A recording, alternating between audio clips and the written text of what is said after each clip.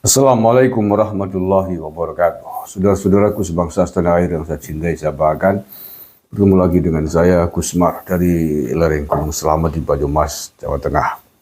Video sebelum ini saya membahas tentang keluarga besar bin Yahya yang ditulis di website Yahudi, jewishencyclopedia.com. Nah, pada video kali ini merupakan kelanjutan dari video tersebut, yakni di website jewishencyclopedia.com itu setidaknya disebutkan satu pohon nasab keluarga besar bin Yahya dari keluarga Yahudi. Setidaknya ada sekitar 30 nama, 30 tokoh Yahudi yang semuanya adalah keluarga besar bin Yahya. Nah, siapakah atau siapa-siapa saja dari 30-an keluarga besar bin Yahya ini? Baiklah, akan saya sampaikan senyendaknya gitu ya, dari tokoh-tokoh bin Yahya yang ada di website jewishencyclopedia.com ini. Karena ini berbahasa Inggris ya, akan saya translatekan ke bahasa Indonesia agar mudah dipahami. Judulnya adalah Yahya, ditulis oleh Yosef Yakob dan Skulim Oscar di jewishencyclopedia.com. Website ini dibikin mulai pada kisaran mulai tahun 2002 sampai 2021. Jadi sudah cukup lama. Ini bukan website kaleng-kaleng ya, karena literaturnya, footnote-nya sangat matang.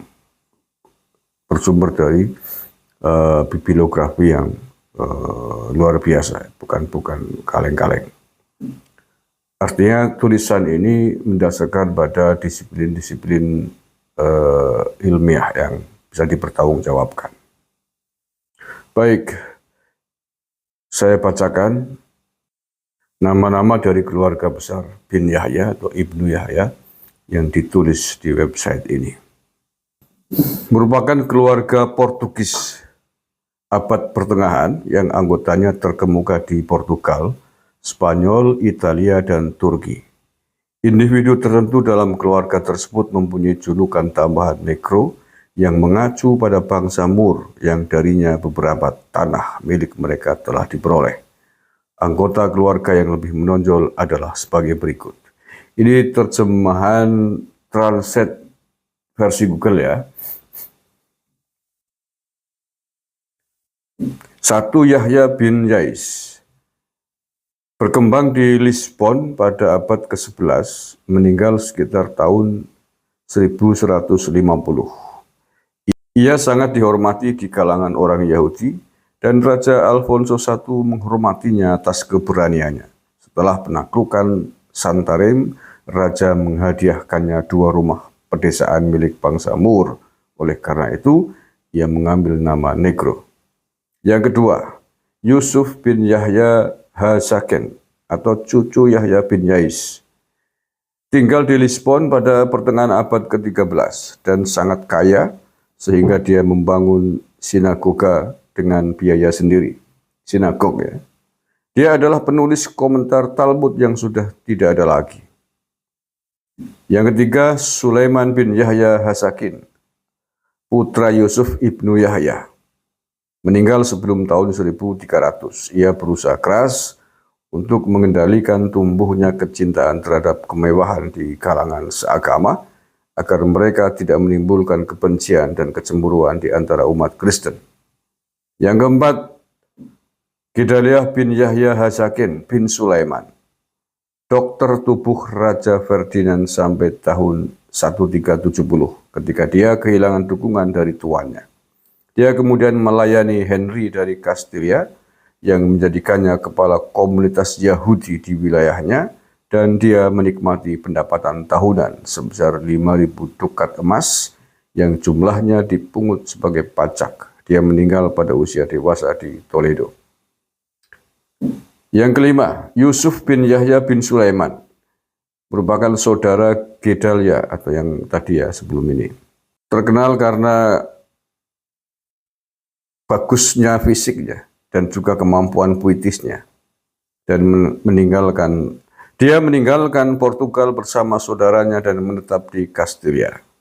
Dia adalah penulis beberapa puisi liturgi, tetapi puisi-puisi itu dihancurkan dalam kebakaran besar. Yosef adalah murid Solomon bin Adret yang pada saat kematiannya, ia menulis sebuah elegi dalam apa yang disebut Ekoraim yang sering dicetak ulang. Dia membiayai biaya perbaikan sinagog yang dibangun di Kalatayud oleh salah satu leluhurnya, yakni Harun ibnu Yahya. Yang keenam, David ibnu Yahya Negro bin Gedalia atau Harab Sel Sefaret, seorang tokoh terkemuka selama perang antara Raja Kastilia dan Portugal.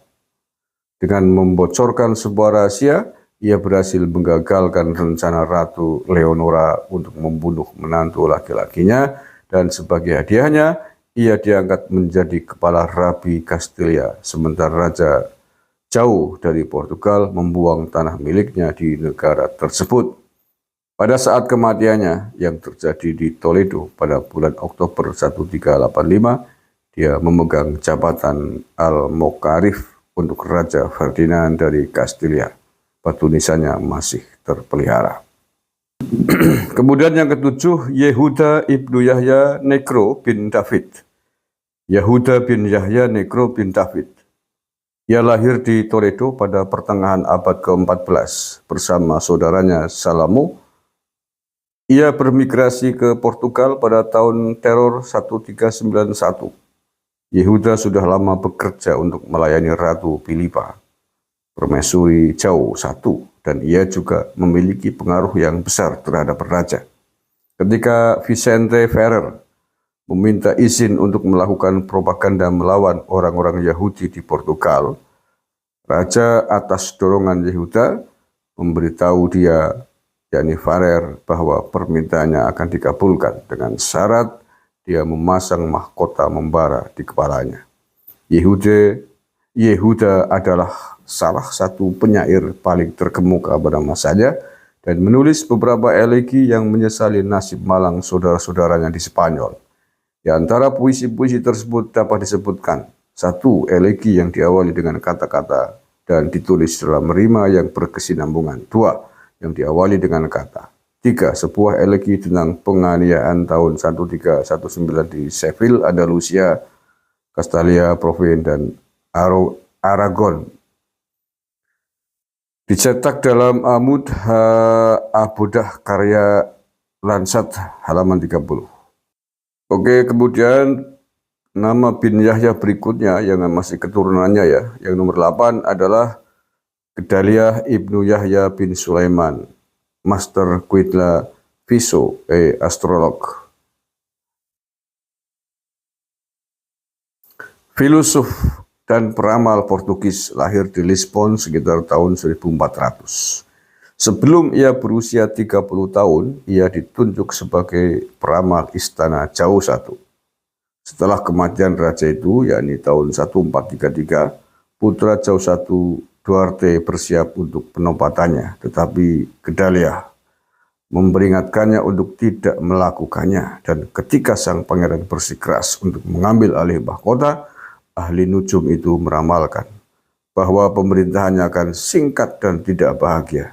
Belakangan ketika Duarte jatuh sakit, dia menghubungkan penyakitnya dengan ramalan jahat ini, dan tindakan penindasan terhadap orang-orang Yahudi pun dibuat lebih parah lagi. Yang ke-9, yakni Sulaiman bin Yahya bin Daud. Ia seorang yang terkenal pada masa pemerintahan Alfonso V dari Portugal. Dia dan seluruh keluarganya diterima di pengadilan.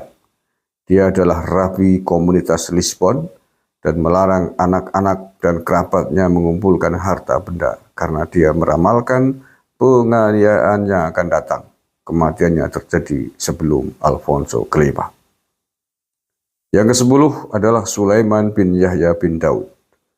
Ia adalah sarjana terkemuka yang sangat dihormati oleh Alfonso V. Dia adalah ayah dari penulis Leson Limudin. Dia meninggal di Lisbon di mana makamnya masih terlihat. Oke, itu beberapa tokoh bin Yahya yang ditulis di jewisencyclopedia.com. Masih ada lebih dari separuh tokoh-tokoh bin Yahya yang semuanya adalah jalur keluarga. Akan saya sampaikan pada video selanjutnya. Terima kasih. Assalamualaikum warahmatullahi wabarakatuh.